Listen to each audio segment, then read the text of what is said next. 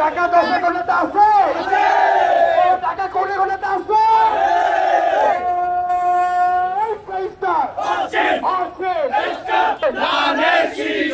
সংসদ হবে কিসে, উন্নয়ন হবে কিসে, মেম্বার হবে কিসে।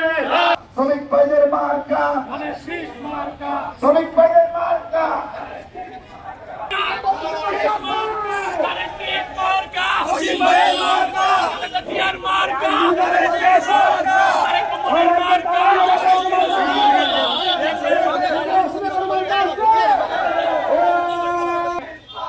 সুপ্রিম কোর্টের মার্কা, আইনজীবীদের মার্কা, আইনজীবীদের মার্কা, আইনজীবীদের মার্কা, খালেদা জিয়ার মার্কা, উন্নয়নের মার্কা, খালেদা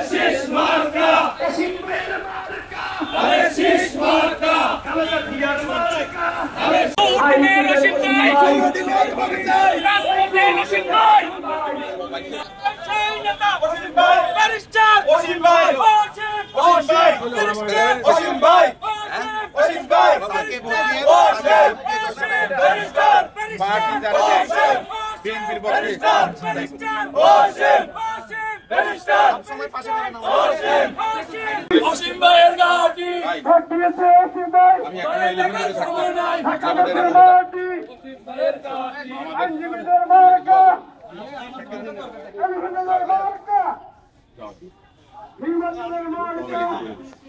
भैया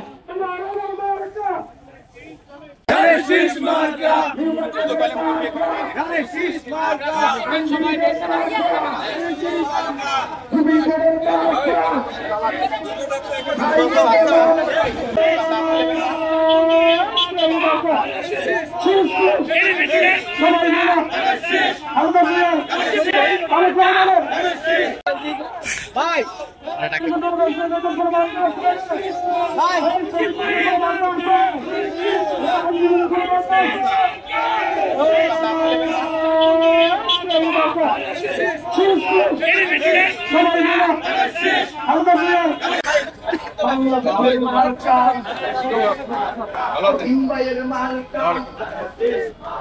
এখন তো ব্যবসা করার টাইম সময় পাইলে পরে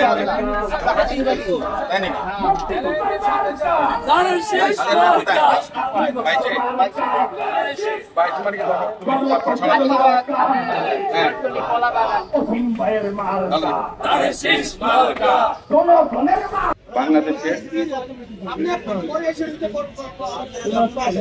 আমার বাংলাদেশ সুপ্রিম কোর্টের প্রাণপ্রিয় আইনজীবী বন্ধুরা, সাংবাদিক বন্ধুরা, আমাদের এলাকার বাসিন্দারা, ব্যবসা প্রতিষ্ঠানের মালিক আছেন, কর্মচারী আছেন, তাদের সকলের উদ্দেশ্যে একটি কথা বলতে চাই। আগামী 2026 সালের ফেব্রুয়ারি মাসে বাংলাদেশের মাননীয় প্রধান উপদেষ্টা কমিটমেন্ট করেছেন নির্বাচন হবে। আমরা সেই প্রত্যাশা নিয়ে, সেই আশা আকাঙ্ক্ষা বুকে ধারণ করে সেই আওয়ামী সরকারের সময় যে গণতন্ত্র ভুলুণ্ঠিত হয়েছিল, নির্বাচন ব্যবস্থাকে ভেঙে ফেলেছিল, মানুষের ভোটাধিকার হরণ করেছিলেন, আমরা মনে করি সেটা 2026 সালের ফেব্রুয়ারিতে আমরা নতুন ভাবে গণতন্ত্রের পথে যাত্রা শুরু করতে পারব।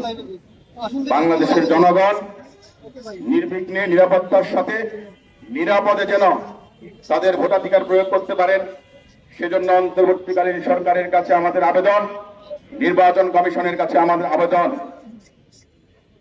যারা প্রশাসনে দলদাস ছিলেন, পুলিশ প্রশাসনে যারা একটি দলের হয়ে ফ্যাসিস্টের পক্ষে কাজ করেছিলেন, তাদেরকে যথাসম্ভব নির্বাচনী কর্মকাণ্ড থেকে দূরে রাখা প্রয়োজন বলে মনে করি।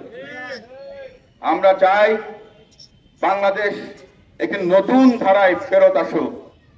যে সংস্কারের কথা আজকে আমরা বলছি, দেশনেত্রী বেগম খালেদা জিয়া 2016 সালে রূপকল্প 2030 ঘোষণা করেছিলেন।